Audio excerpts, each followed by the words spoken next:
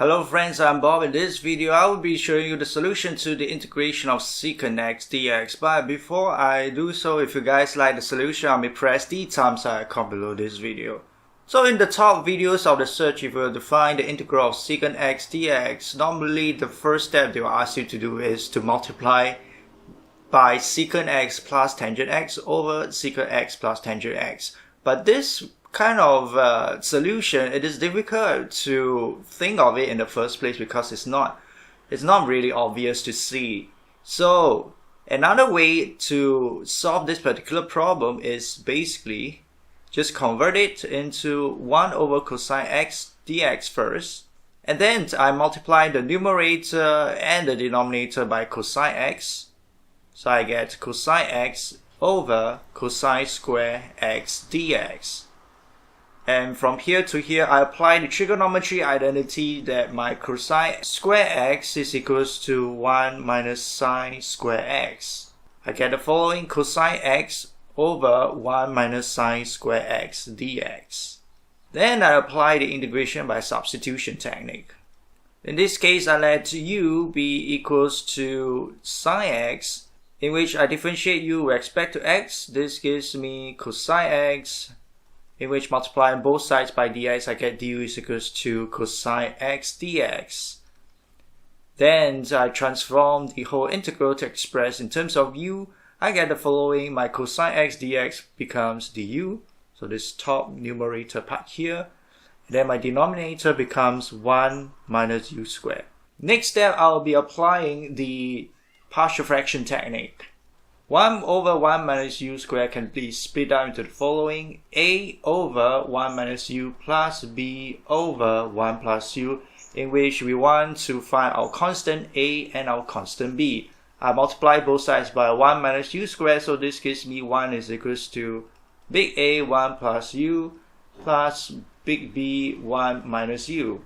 To solve for a and b, I let u be equals to 1, in which I get 2a, my a is half. I substitute u is equals to negative 1 next to find what is my b, so 1 is equals to 2b, and b gives me half as well.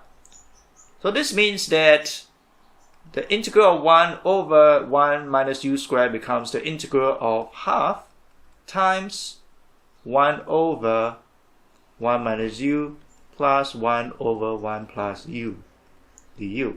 And of course, I can take the half out of the integral. I get this part here.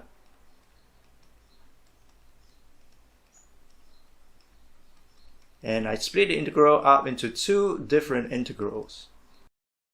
And then I can perform the integration. So for the first integral, the integral of 1 over 1 minus u is actually negative of ln absolute 1 minus u. And then for the second integral will be the ln of 1 plus u. And I combine the ln, expressing it into one fraction. I get half times ln 1 plus u over 1 minus u. This whole thing is absolute. Because the question is to express in terms of x, I have to substitute my u to express in terms of x.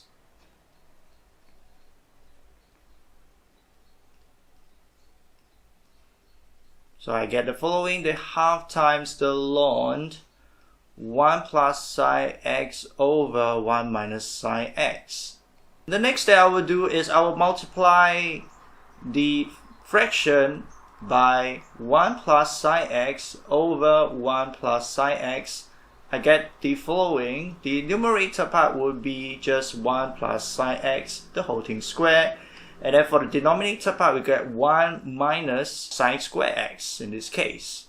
We know that based on trigonometry identity, my 1 minus sine square x is cosine square x. So this is also the same as 1 plus sine x over cosine x, the whole thing square. And because it is ln, we can actually bring down the power. We have just ln 1 plus sine x over cosine x. We split the fraction up into two fractions. The first fraction would be 1 over cosine x. The second fraction will be sine x over cosine x. in which the final answer to the integral of secant x is ln absolute secant x plus tangent x plus c.